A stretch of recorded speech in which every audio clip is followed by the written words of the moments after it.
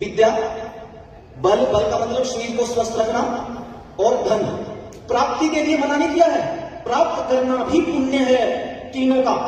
आप स्वाध्याय करते हैं, पुण्य कर रहे हैं। आप अपने शरीर को बलिष्ठ बना रहे हैं, पुण्य है। आप अपने धन को कमा रहे हैं, पुण्य है। लेकिन धन की कमाने की कंडीशन भी रख दी है। ये स्त्रियों का कर्तव्य बनता है, ध्यान रखना। मैं सबके लिए, माताओं बहनों के लिए कह रहा हूं, अपने पति से ये जरूर पूछिए ये पैसा कहां से आ रहा है। अगर आपके घर में ऐसा पैसा आ रहा है, वो निश्चित रूप से आपके बालकों के लिए दुखदायी होगा। तो कहां कैसा पैसा आना चाहिए, तो उसकी भी कंडीशन वेद में दी है। सीधा अर्थ बता देता हूं, हमारे घरों में ऐसा पैसा आना चाहिए जैसे एक मधुमक्खी शहद को इकट्ठा करती है। एक तो चीनी होती है, शक्कर। शक्कर को कैसे प्राप्त किया जाता है? गन्ने को काटा जाता है, पीला जाता है, गर्म किया जाता है, तब कहीं जाकर के शक्कर प्राप्त होती है। अच्छा, शहद कैसे प्राप्त किया जाता है? बिना फूल के नुकसान दिए। इस लॉजिक को ध्यान से समझना।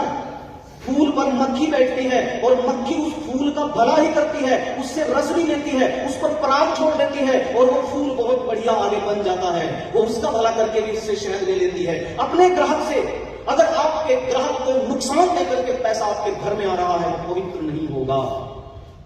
आपकी कमाई यदि समाज के लिए अहितकर है तो वो पाप में चली जाती है, और इस पाप के हकदार उसके खाने वाले भी होते हैं।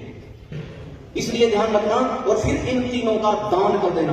विद्या को, अच्छा ये बताओ, संसार में ऐसी क्या चीज है, ऐसी क्या वस्तु है कि हम उसको दें और वो घटे भी ना, वो घटे भी ना। विद्या तो दिखाई देती है, ऐसी चीज बताओ जो दिखाई भी देती है, हम देते भी हैं, लेकिन वो दूसरे को मिल भी जाता है, लेकिन फिर भी जरा सा भी कम नहीं होता, जरा भी कम ज्ञान भी दिखाई नहीं देता। ऐसी वस्तु जो हमें दिखाई नहीं देती है, जब हम दूसरे को देते हैं तो दूसरा भी खिल उठता है, लेकिन उसको जरा सा भी नुकसान नहीं होता। जब एक दीपक दूसरे दीपक को जलाता है, बोलो पहला दीपक कम हो जाता है क्या? जब एक दीपक दूसरे दीपक को जलाता है तो वो भी खिल उठता है, वो भी लहला उठता है, दोगुनी रोशनी बढ़ जाती है। विद्या को कभी अपने पास रखने नहीं चाहिए। दीपक का ही रूप विद्या है।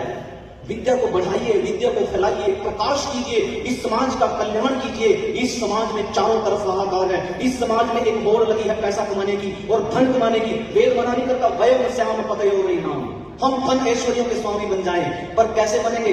दूसरे का गला काट के, दूसरे को नुकसान करके, समाज का अहित करके। ध्यान रखना, जो भी लोग अहित कर देख लेना कि मेरे इस व्यापार से यदि समाज की क्षति होती हो तो वो पाप है, और यदि मेरे व्यापार से समाज का हित होता हो तो वो हमें करना चाहिए। इसलिए विद्या को भी दान करना चाहिए। पहले प्राप्त करो फिर दान करो। ये किसमें आ गया? पुण्य में।